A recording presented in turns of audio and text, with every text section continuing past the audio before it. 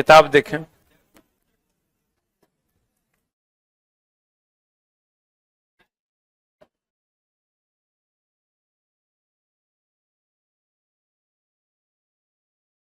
देखो चला, इसमें 2 गो मिसिंग है जो तुम्हारे बुक में होगा।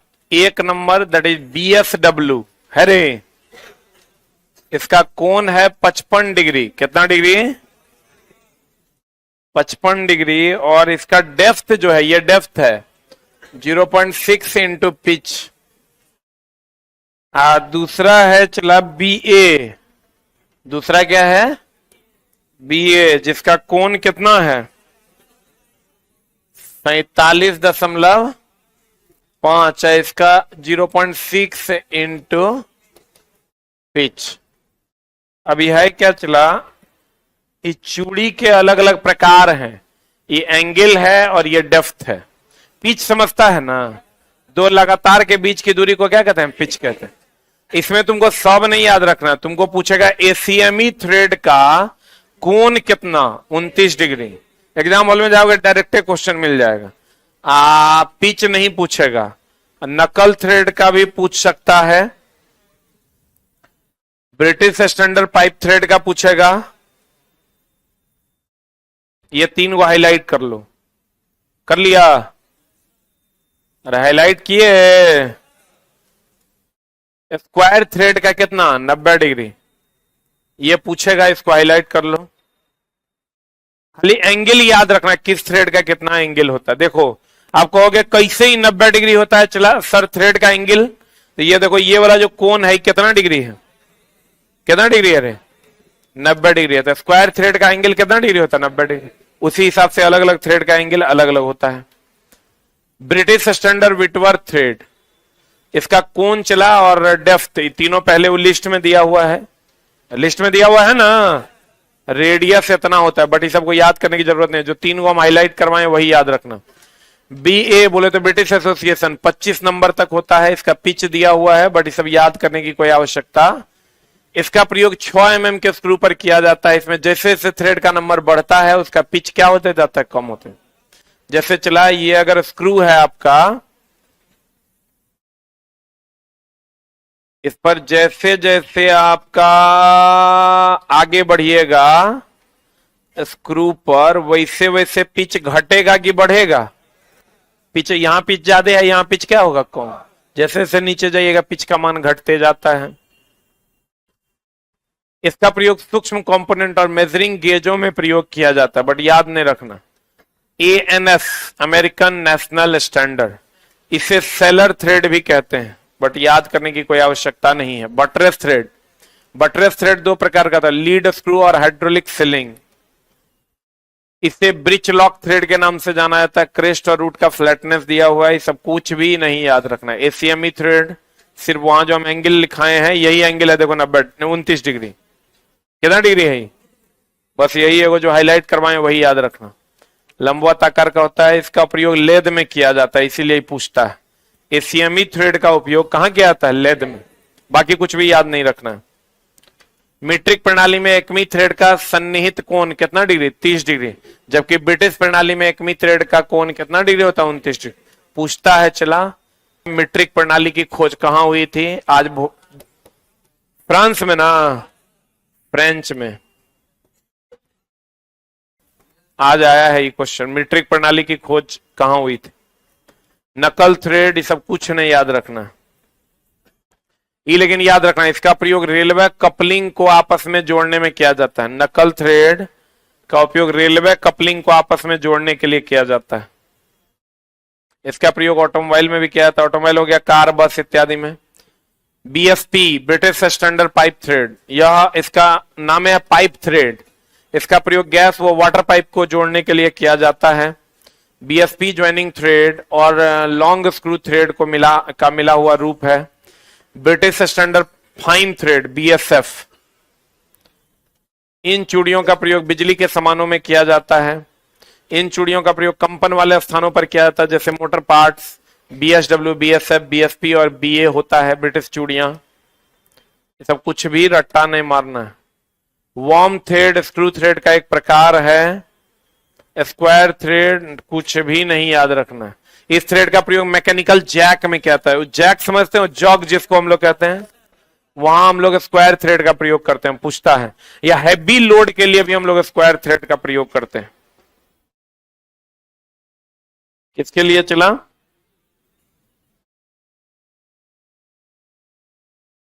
हैवी लोड के लिए स्क्वायर थ्रेड का प्रयोग किया जाता है।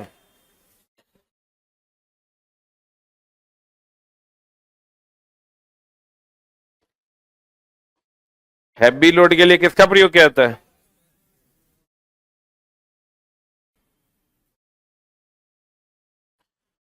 इस थ्रेड का प्रयोग मैकेनिकल जैक में किया जाता है। कहां किया जाता है चला?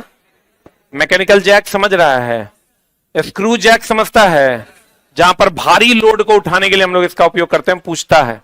स्क्वायर थ्रेड भारी कार्यों को करने के लिए प्रयोग करते हैं। कहां करते हैं? इस थ्रेड की गहराई, रूट तथा क्रेस्ट बराबर होते हैं और यह बहुत मजबूत होता है। हाईलाइट करो। हैवी लोड के लिए, जैक में बहुत मजबूती के लिए, यह प्राय वाइस प्रेस, स्क्रू जैक आदि स्पिंडल पर स्क्वायर थ्रेड बना होता है। मीट्रिक थ्रेड या भी टाइप का होता है, नहीं पूछेगा। मीट्रिक थ्रेड के पिच और चूड़ी के बीच की दूरी एमएम में दर्शाया जाता है। इन चूड़ियों का भारतीय मानक संस्थान ISI से मान्यता है।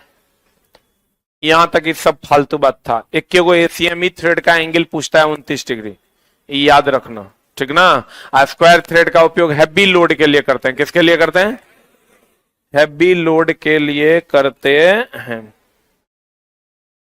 अब देखो कुछ महत्वपूर्ण तथ्य हैं। चूड़ी प्रायः सिंगल स्टार्ट, डबल स्टार्ट और मल्टी स्टार्ट थ्रेड में पाया जाता है। सही की गलत?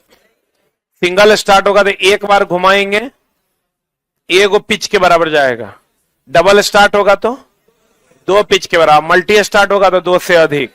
मल्टी स्टार्ट होगा तो single start, double start, multi start, समझता है ना? सिंगल स्टार्ट अगर होगा तो एक बार घुमाएंगे तो 1 पिच के बराबर, और 2 बार घुमाएंगे तो, एक बार घुमाएंगे तो 2 पिच के बराबर गया था डबल स्टार्ट, और एक बार घुमाए 2 से अधिक चला गया तो मल्टी स्टार्ट। नट कभी लगाए हो? ऐसे घुमा देते हैं ना, तो कोनो कोनो नट देखिएगा तेजी से टाइट होगा और कोनो कोनो धीरे धीरे टाइट होगा। बाहरी चूड़ियों का पिच डायमीटर चेक करने के लिए एक उपयोग करते हैं, स्क्रू थ्रेड माइक्रोमीटर। इसका उपयोग करते हैं। पिछला चैप्टर में हम पढ़ाए थे, जो बच्चे पुराने होंगे उनको पता होगा। स्क्रू थ्रेड माइक्रोमीटर से हम लोग इसका पिच ज्ञात करते हैं, बाहरी की अंदरूनी।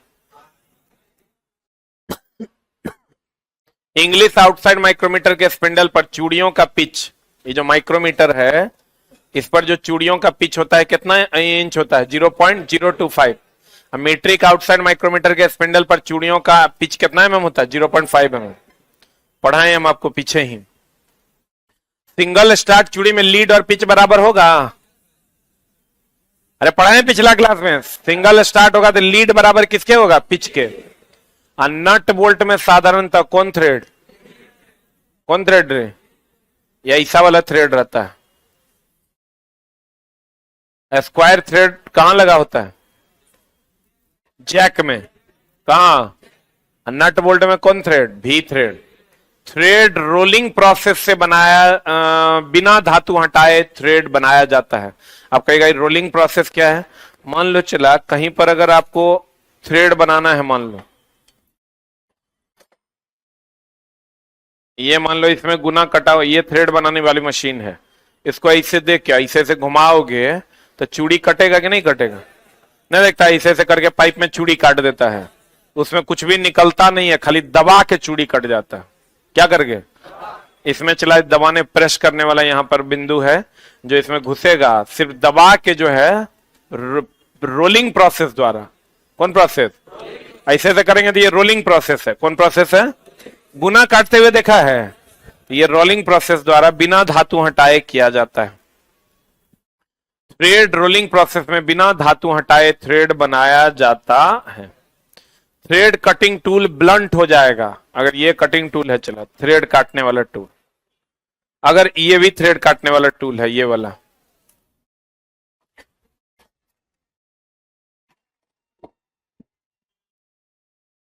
अगर ये ब्लंट हो जाए मतलब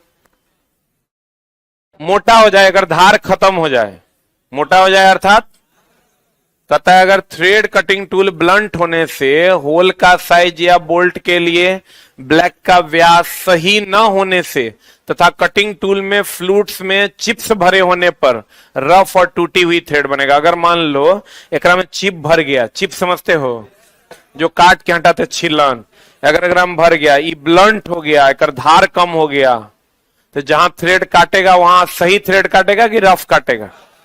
तो कहते हैं भरे होने पर रफ और टूटा हुआ थ्रेड काटता है। एक थ्रेडेड असेंबली में मेल और फीमेल थ्रेडों के बीच संपर्क को क्या कहते हैं? फ्लैंक। देखो ये हो गया मेल, इसके ऊपर आएगा ये फीमेल, तो ये दोनों का जो संपर्क होगा वो फ्लैंक पर ना होगा। अरे यही ना फ्लैंक है, तो दोनों का संपर्क किस पर होगा? किस पर होगा? नट हो गया अगर मेल तो बोल्ट हो गया फीमेल, बोलो ना रे। तो दोनों का संपर्क किस पर होगा? फ्लैंक पर। फ्लैंक किसको कहते हैं? अगर ये कोई थ्रेड कटा हुआ है तो ये वाला सिरा ही ना फ्लैंक है, इसी पर ना दूसरा आके बैठेगा। तो कहते हैं एक थ्रेडेड असेंबली में मेल और फीमेल थ्रेडों के बीच का संपर्क कहां होता है? कहां होता है रे? फ्लैंक पर।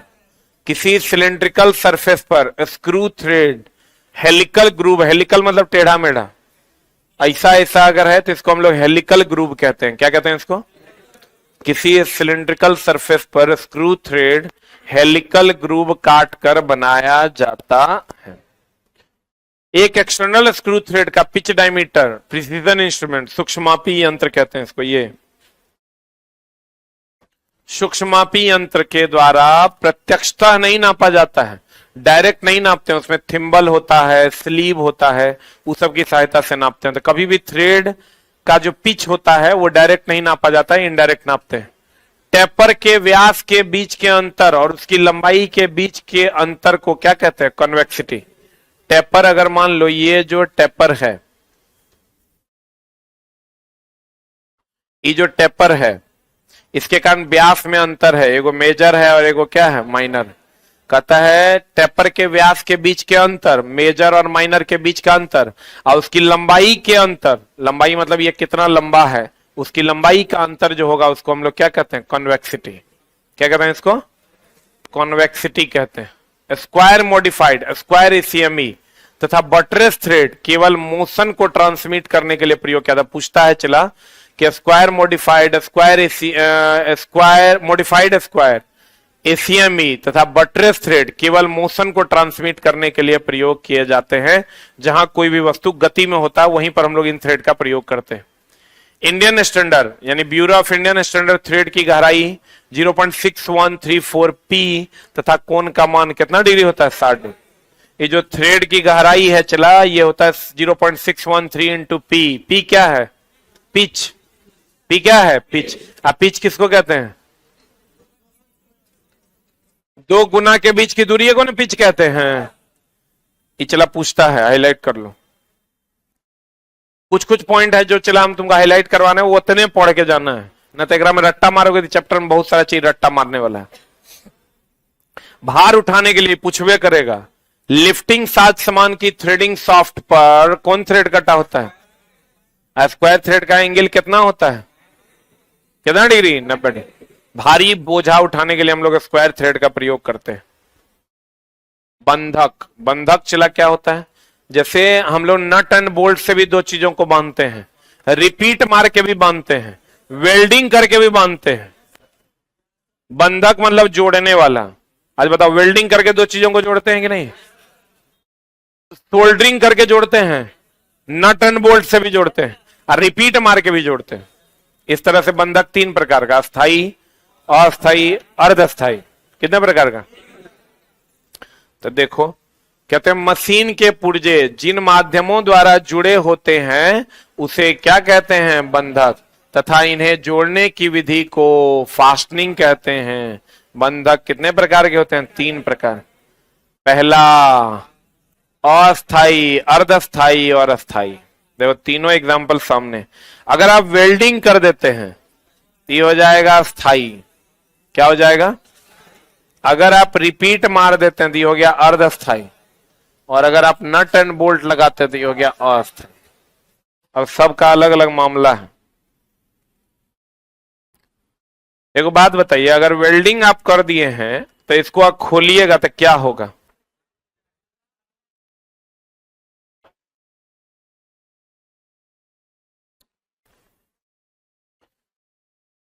वेल्डिंग कर दिए, इसको तोड़िएगा तो क्या होगा? जॉब ये नहीं खराब होगा, जॉब तो खराब होवे करेगा, ये ज्वाइंट पर जो मटेरियल आप पिघला कर डालें वो खराब हो जाएगा। जो पिघला कर डालते हैं वो बंधक हुआ, और जकरा जोड़ते हैं वो कार्यखंड हुआ, वर्क पीस हुआ।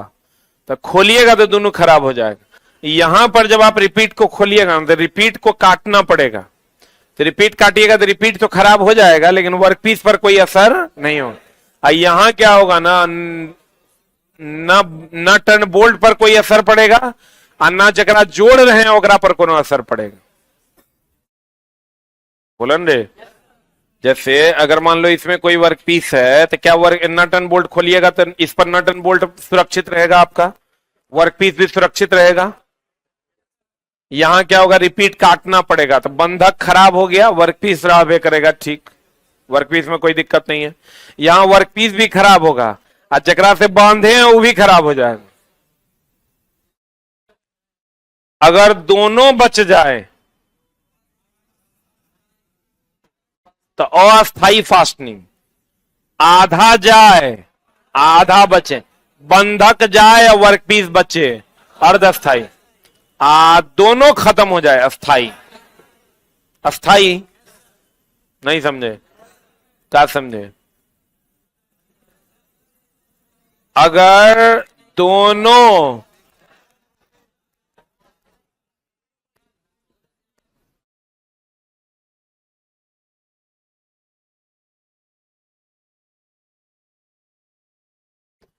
अगर दोनों बच जाएगा अस्थाई, आधा जाएगा आधा बचेगा अर्धस्थाई, और दोनों चला जाएगा अस्थाई। अस्थाई रूप से अगर बंधक और वर्कपीस दोनों चला गया तो अस्थाई। अगर आधा जाएगा आधा बचेगा, बंधक जाएगा वर्कपीस बचेगा अर्धस्थाई, अब दोनों बच जाएगा अस्थाई अस्थाई। पूरा पूरा बर्बाद हो गया था अस्थाई बंधक, परमानेंट हो गया है।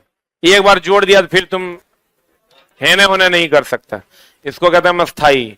इसमें एक बर्बाद होगा बंधक, वर्कपीस बच जाएगा। अच्छा बताओ, रिपीट बंधक है कि वर्कपीस है? बंधक है, और ये क्या है? वर्कपीस। नट एंड बोल्ट बंधक है, आई क्या है? वर्कपीस। इसमें ये बंधक है, ये जो माल पिघला के डाले हैं क्या, ये वर्कपीस है, आई क्या है? बंधक।